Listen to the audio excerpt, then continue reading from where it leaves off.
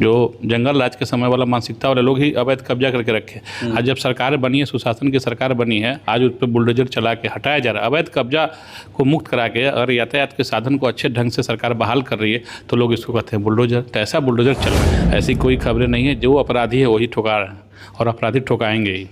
अपराधी ठुकाएंगे पर कार्रवाई बिल्कुल सही है।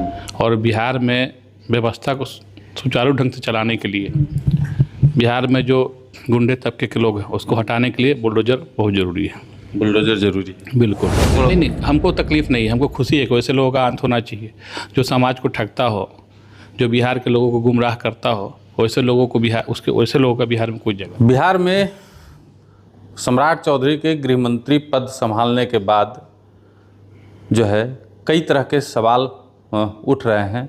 खास करके बुलडोजर की जो कार्रवाई हो रही है उसके खिलाफ भी जो है सवाल हो रहे हैं। नालंदा में जिस तरीके से दलितों का घर जो है वो उस पर अतिक्रमण हटाओ अभियान चलाया गया, उसके बाद कांग्रेस के कुछ कार्यकर्ताओं ने, नेताओं ने जो है आज पटना में प्रदर्शन किया। तमाम बिंदुओं पे बात करेंगे। हमारे साथ बात करने के लिए बीजेपी के जो है निषाद समाज के बड़े चेहरे हैं मुकेश निषाद जी, इनसे बात करेंगे। क्या कहिएगा जिस तरीके से नालंदा में जो घटना हुई है?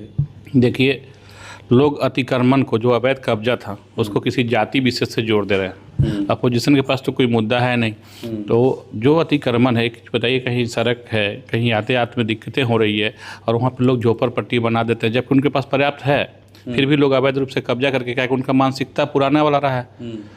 जो जंगल राज के समय वाला मानसिकता वाले लोग ही अवैध कब्जा करके रखे। आज जब सरकार बनी है, सुशासन की सरकार बनी है, आज उस पर बुलडोजर चला के हटाया जा रहा है। अवैध कब्जा को मुक्त करा के अगर यातायात के साधन को अच्छे ढंग से सरकार बहाल कर रही है तो लोग इसको कहते हैं बुलडोजर। तो ऐसा बुलडोजर चलना चाहिए।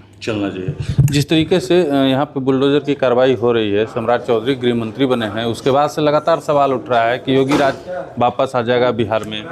नहीं, ऐसी बात नहीं है। सम्राट जी का जो लॉ एंड ऑर्डर है, जो जिस तरह से उनका एक्शन है, उस एक्शन का मैं स्वागत करता हूँ।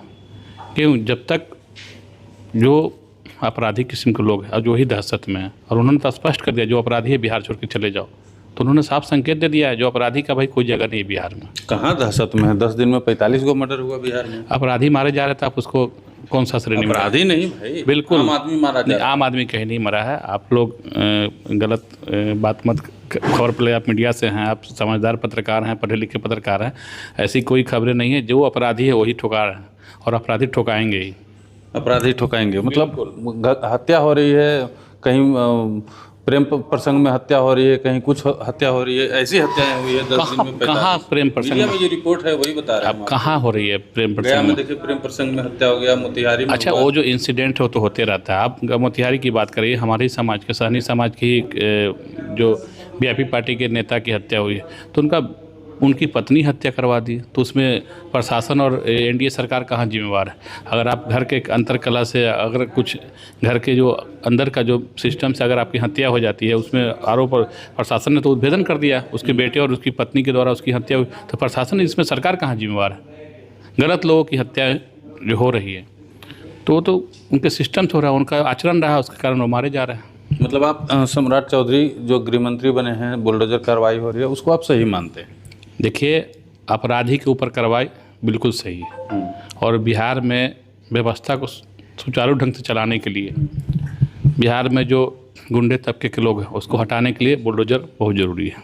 बुलडोजर ज़रूरी है, बिल्कुल। चलिए, अब हमारा सवाल थोड़ा सा आपकी पार्टी से हट के भी हम सवाल ले लेते हैं। आप ही के साथी थे, पुराने साथी मुकेश सहनी, 18 नवंबर को उप मुख्यमंत्री बन रहे थे बिहार का, महागठबंधन की सरकार बना रहे थे बिहार में, लेकिन चर्चा से बाहर हो। देखिए, उनकी चर्चा करना मुनासिब नहीं है, क्या कि जो चैप्टर क्लोज हो गया उसको बार बार रिपीट करके पढ़ना मुझे उचित नहीं लगता है। वो बिहार की राजनीति से बाहर हो चुके हैं और बिहार की राजनीति में वैसे लोगों की ज़रूरत भी नहीं है जो बिहार की व्यवस्था को नहीं समझे, बिहार के कल्चर को नहीं समझे। वैसे लोग आ जाते हैं कभी कभार राजनीति में, लेकिन देखिएगा पूर्व में भी जब इतिहास, बिहार के इतिहास को खंगालिएगा, बिहार बड़ा राजनीतिक का इनको यहाँ उत्पत्ति माना जाता है, लोग राजनीति की यहाँ उत्पत्ति समझते हैं। तो वैसे लोगों के बिहार की धरती पर कोई एक्सेप्टेंस नहीं है, तो वैसे लोग आते रहते हैं, जाते रहते हैं। मित्र थे आपके पुराने, क्लीन स्वीप हो गए, तकलीफ तो आपको भी होगा थोड़ा? नहीं, हमको तकलीफ नहीं है, हमको खुशी है कि वैसे लोगों का अंत होना चाहिए।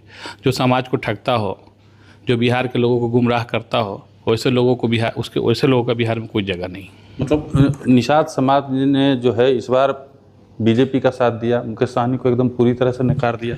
निषाद समाज राज्य के विकास में विश्वास रखता है, समाज के विकास में विश्वास रखता है, देश हित में विश्वास रखता है। वैसे कोई ठग, झूठ बोलने वाले, फरेबी के साथ निषाद समाज कभी नहीं गया है, न कभी जाएगा। इसलिए आज जो उनका स्थिति हुआ है ना, समाज ने दिखा दिया कि यहाँ पर झूठे लोगों का, ठगने वालों का कोई उपाय नहीं। उप मुख्यमंत्री के कैंडिडेट को आप ऐसे बोल रहे हैं, बताइए भैया। तो आप उनसे पूछिए ना, कहाँ नज़र आ रहे हैं? कहीं गूगल पे सर्च मारने से भी नहीं मिलेंगे। जब आप खुद से ही बनना है तो उनको उपराष्ट्रपति बना दीजिए, राष्ट्रपति बना दीजिए, उप प्रधानमंत्री बना दीजिए। उनके साथ तो ऐसे ही लोग हैं, पप्पू के साथ है। जो पप्पू के साथ रहने वाले लोग कैसे होंगे? आप देखे होंगे छोटा सा नाली में वो लोग मछली पकड़ रहे थे, जबकि मछली नदियाँ जो होती है नदी में पाई जाती है, बड़े बड़े तालाब, लेकिन वो जाल लेके नाला में कूद पड़े थे। तो ऐसे लोग को तो आपको पता ही है, तो ऐसे लोग की चर्चा करना मुनासिब नहीं, मैं नहीं समझता हूँ। चलिए, मुकेश निषाद जी को सुन रहे थे। नाम के पीछे सहनी नहीं है, लेकिन बीजेपी के बड़े चेहरे हैं। खास करके निषाद समाज में जो है गहरी पकड़ है, और मुकेश सहनी के पुराने करीबी भी रह चुके थे। उनकी बातें आपने सुनी, कैसी लगी कमेंट बॉक्स में ज़रूर बताइएगा।